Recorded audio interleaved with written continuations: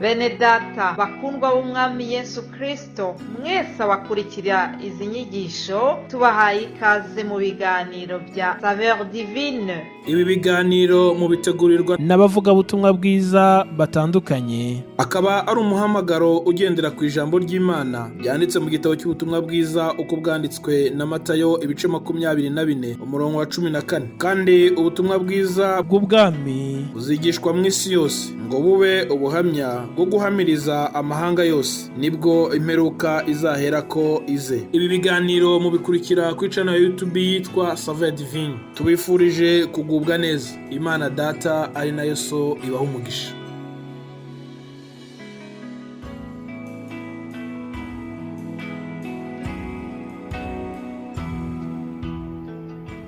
Yesu ashimwe bene data, ndabaramukije inshuti zacu zikurikira ibiganiro mugezwaho na Saveur Divine muri uyu murimo mwiza w'ivugabutumwa. Imana iguha umugisha no gukomeza kubana natwe, uzunguka byinshi mu kumenya Imana. Byo gusuhuza kandi uguha ikaze mu ijambo ry'Imana ni Evangeliste Jean Pierre Mutuyemungu, nkwifurije ikaze muri uyu mwanya w'ijambo ry'Imana. Ijambo ry'Imana tugiye kwigaho none, ijambo ry'Imana rifite umutwe uvuga ngo kubaha Imana. Kubaha Imana, iryo jambo ry'Imana tugiye kwiga. Reka dusome iryo jambo mu gitabo cy'umubwiriza, igitabo cy'umubwiriza ibice 12 n'umurongo wa 13.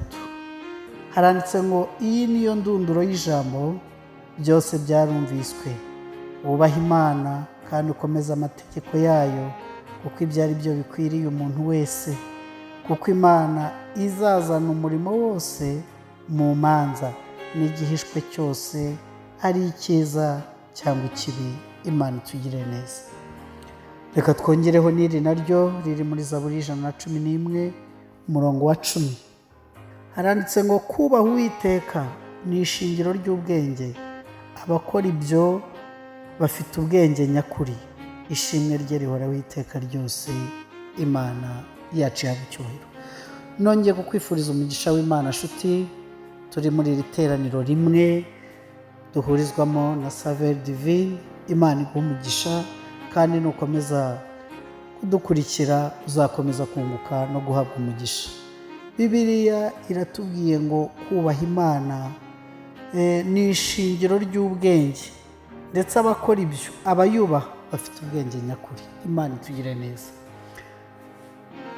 Kubaha bigira ikinyuranyo cyabyo. Ikinyuranyo cyo kubaha ni ugusuzugura. Kandi nashaka kugutangariza ko nta zone netre ihari, nta zone iri netre umuntu yahagararamo hagati no hagati. Murabizi ko abami ni babiri, abatware ni babiri, hari Satani hakaba n'Imana. Noneho rero ntabwo umuntu bikunda ngo yifate nko mu matora bavuge ngo yifashe, aho ntibikunda. Nta zone iri netre umuntu ahagararamo. Iyo utubaha Imana uba uyisuzugura, kandi iyo uyisuzuguye uba wubaha Satani. Imana itugirire neza. Rero kuva Imana yarema umuntu ishaka ko, ikunda ko umuntu ayubaha. Kubera iki? Ko kuyubaha ni ishingiro ry'ubwenge, ndetse ngo n'abayubaha baba bafite ubwenge nyakuri. Ubwo bivuze ko hari n'ubundi bwenge butari nyakuri. Uyu muhanga witwa Salomo mwene Dawidi, umuntu Imana yahaye ubwenge butangaje, bavuga ko iki gitabo aricyo yanditse arimo asoza urugendo rwe. We yasoje arimo yihana, arimo asoza urugendo rwe. Muzi ko yabayeho ariko agerageza ibintu byose, yubashye Imana, ariko ageze n'igihe yinjira mu bintu byinshi, ariyanduza, ariko nyuma asoza atanga inama bishingiye ku nararibonye yagize muri urwo rugendo rw'ubuzima. Asoza rero iki gitabo yashyizemo umurongo wa 13 uvuga ngo iyi niyo ndunduro y'ijambo, byose byarumviswe. Noneho rero wubaha Imana kandi ukomeze amategeko yayo, kuko ari byo bikwiriye umuntu wese. Ntiwumva ko avuze nk'abamunyezaburi, ni itegeko, nibyo bikwiriye umuntu wese kubaha Imana. Ngo impamvu nta yindi, ngo kuko Imana izazana umurimo wose mu manza n'igihishwe cyose ari icyiza cyangwa ikibi. Ni ukuvuga ko kubaha Imana bituma tutazahura n'urubanza. Imana itugirire neza. Nta rubanza ruhari ku bantu bubaha Imana. Ndakwifuriza rero kuba mu bantu bubaha Imana. Kubera iki? Bibiliya itubwira neza mu rwandiko Pawulo yandikiye Timoteyo, mu rwandiko rwa mbere ibice 4:8, haranditse ngo kuko kwitoza k'umubiri kugira umumaro kuri bike, naho kubaha Imana kukagira umumaro kuri byose, kuko gufite isezerano ry'ubugingo bwa none n'ubuzaza nabwo. Iryo jambo ni iryo kwizerwa kandi rikwiriye kwemerwa rwose. Imana iguha umugisha, Imana ikugirire neza kugira ngo uyubahe. Natekereje kandi nasomye inkuru z'abantu bubashye Imana muri Bibiliya batubereye urugero.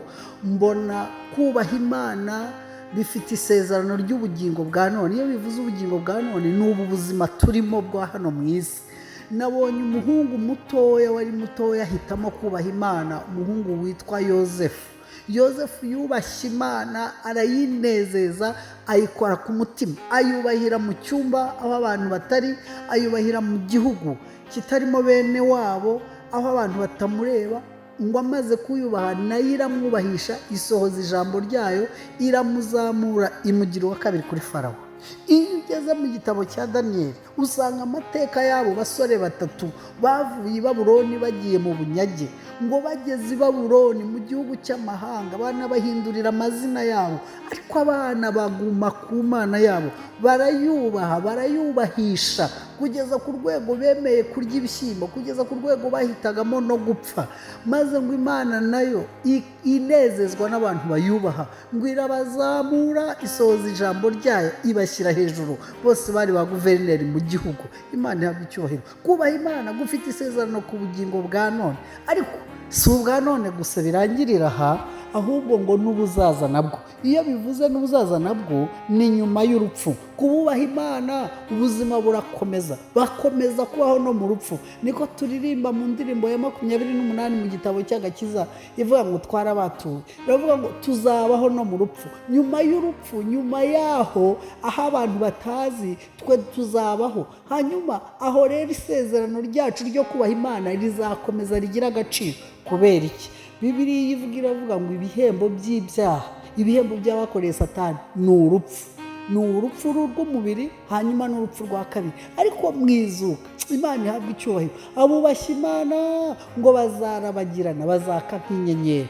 Urumva ko kubaha Imana, Imana ihabwa icyubahiro, gufite isezerano rya none ariko n'ubuzaza nabwo. Bibiliya iravuze ngo kandi iryo jambo rikwiriye kwizerwa rwose. Imana iguha umugisha, iryo jambo ryemere, iryo jambo rigenderemo, ntabwo uzakorwa n'isoni, ntabwo uzamwara. Kwifurije umugisha w'Imana, mukundwa mu Mwami, kwifurije gukomerera mu kuyubaha. Nta yandi mahitamo ufite, nta zone nete rihari. Ugomba kubaha Imana, kuko abubaha Imana ntacyo bazabura, ntacyo bazaburira mu biganza byayo, kandi izabitura n'ubugingo buhoraho. Imana iguha umugisha, gusezeho nkwifurije umugisha w'Imana. Imana igushyigikire mu mugambi mwiza ufashe wo gusenga Imana, ikohereza umwuka wera, ikohereza imbaraga zayo, mu izina ry'umucunguzi wacu Yesu Kristo. Amen.